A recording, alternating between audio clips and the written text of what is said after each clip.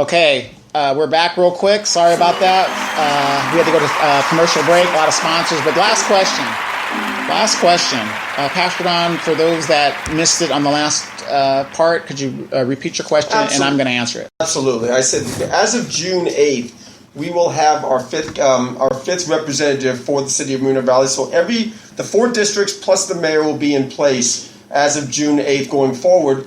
And they'll be there for a minimum of 2 years, 2 years plus. So my question to you, Donovan, as a 40-year resident of this city, and you know this city probably better than pretty much everybody, what do you want this city to look like 2+ years from now with this leadership in place?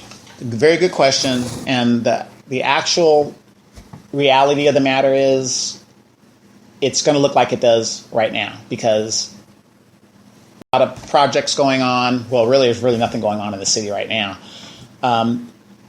Change takes time. It's going to take time. And unfortunately, like I said, what Moreno Valley does makes no sense.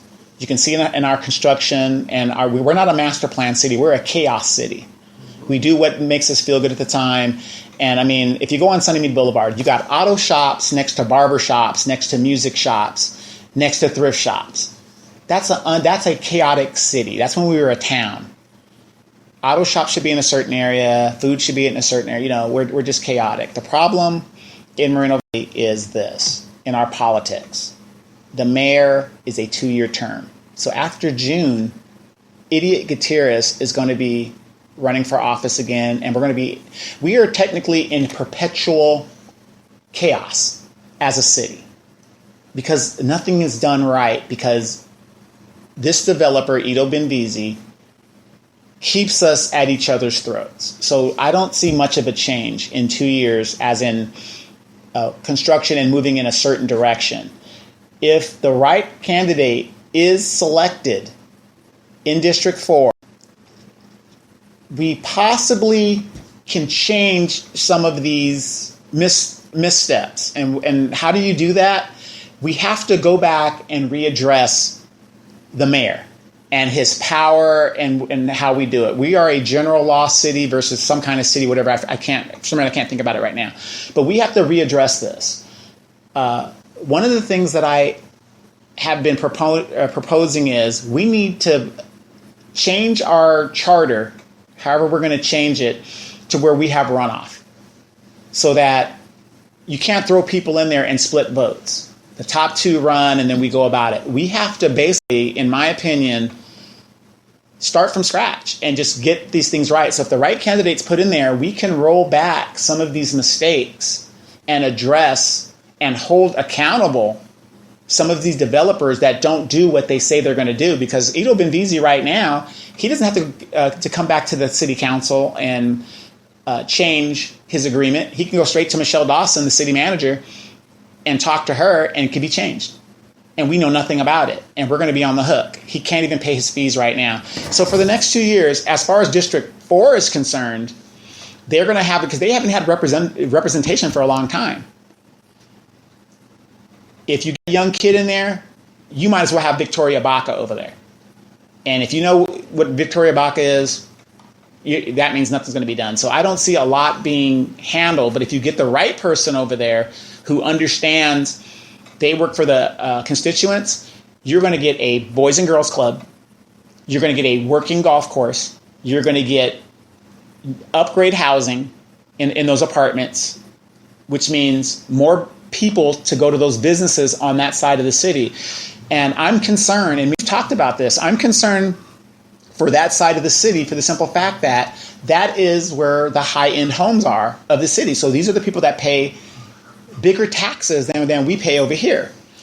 So by having the right person that understands they work for those people and bring that in, it's gonna it just makes sense to take care of those who have those homes over there and they have serious concerns. And you're going to hear at the debate the Phantom Menace question that nobody talks about.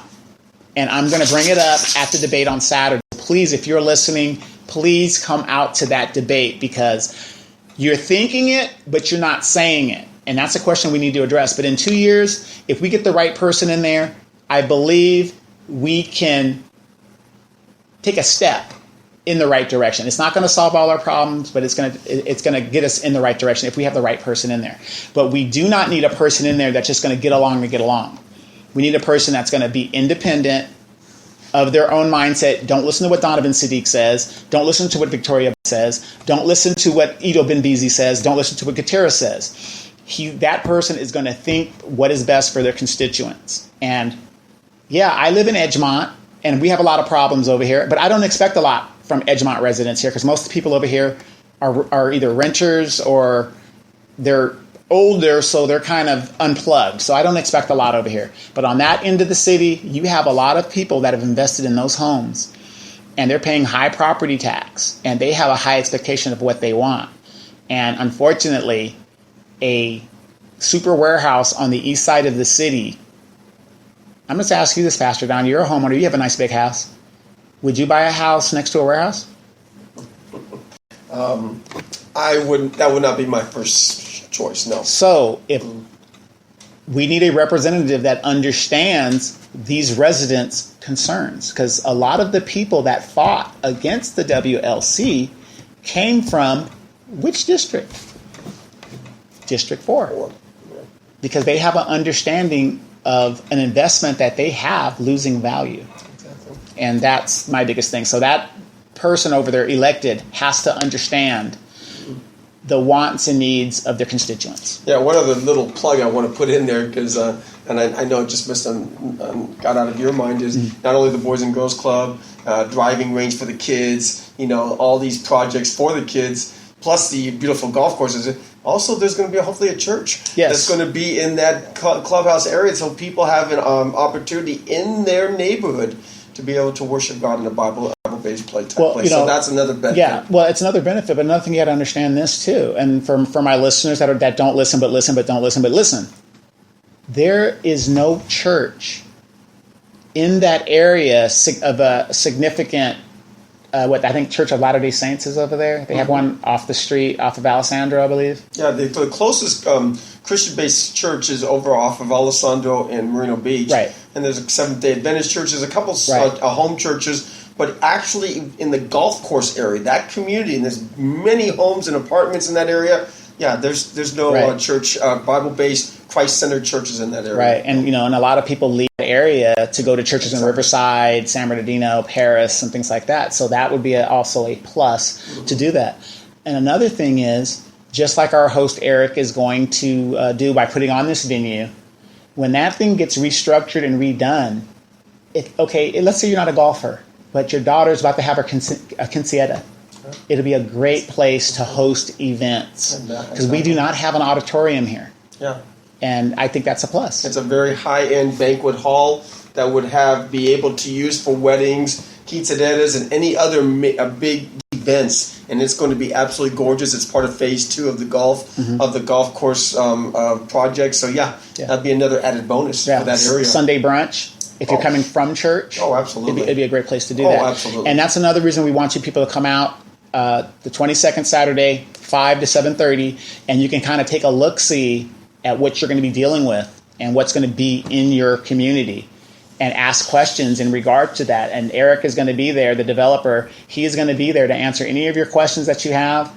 And I'm telling you guys, it's a win-win for everybody because you get to see your candidates and you get to see this developer. Unlike the Phantom Menace developer that keeps keeping us in chaos, you're going to see how a developer is supposed to work with the community. Before we go, I want to give you guys a tidbit. Pastor Don's weekly devotional still on Tuesdays. We are going to be doing an app that you can download on your smartphone. And we've already ordered it. They're developing it right now. We want you guys to be able to, instead of search for our stuff, you can search for Pastor Don's weekly devotional on YouTube. Go to Reflections. Yeah. On YouTube, all you have to do is go to Pastor Don's weekly devotional off of YouTube search bar, and you can get all the podcasts from. I think I've done almost 30 of them. I think it's more than that. I think so too. So you can just go to Pastor Don Weekly Devotional and find each and every one of those. Right, and if you go to YouTube News from the Edgemont, everything is archived there. Our radio shows, Pastor Don's weekly devotionals, everything is archived there. But we're going to go to an app so that you can just download it so you're not missing anything that's going on in this city. So even if you're commuting and you don't like what I'm saying or what's going on, you're going to stay plugged in. We are putting on this debate not for the benefit of the Inland Empire Informer, not for the benefit of Reflections Church. We are putting this on so you have the information to make an educated decision about your future in this city. Absolutely. And that's what it's about. So we're going to go ahead and leave it at that. Pastor Don, is there anything you want to say before we go? No, I just want to say, please, 5 to 7:30, it'd be definitely worth your time. If you live in the District 4, if you have family and friends that live there, or if you just want to come out and meet the candidates, please make your plans to be out there. It will definitely be informative, and I think that you'll be definitely be blessed by it. And of course, like Donovan said, continue to take a look at the daily devotionals that come out on the Reflections Moreno Valley Church Facebook page, and continue to follow us on Instagram, Reflections Christian Fellowship. That's it. And Donovan Sadiq, you heard my opinion. That's how I feel about it. I would say something, but Pastor Don is here, so I'm not going to say it. Thank you. But we'll see you guys again later on, and we will be giving you a update on the Hector Diaz situation and the debate coming up on Saturday. I believe there's a small debate. I don't know if it's going to be successful tonight at 5 o'clock. Put on by Loudmouth and Nate Fleming! But unfortunately, I think only 2 candidates might show up if they're lucky, so we'll see. Well, good luck with that. But we'll have it live streamed and videoed for you. We'll see you guys again next week.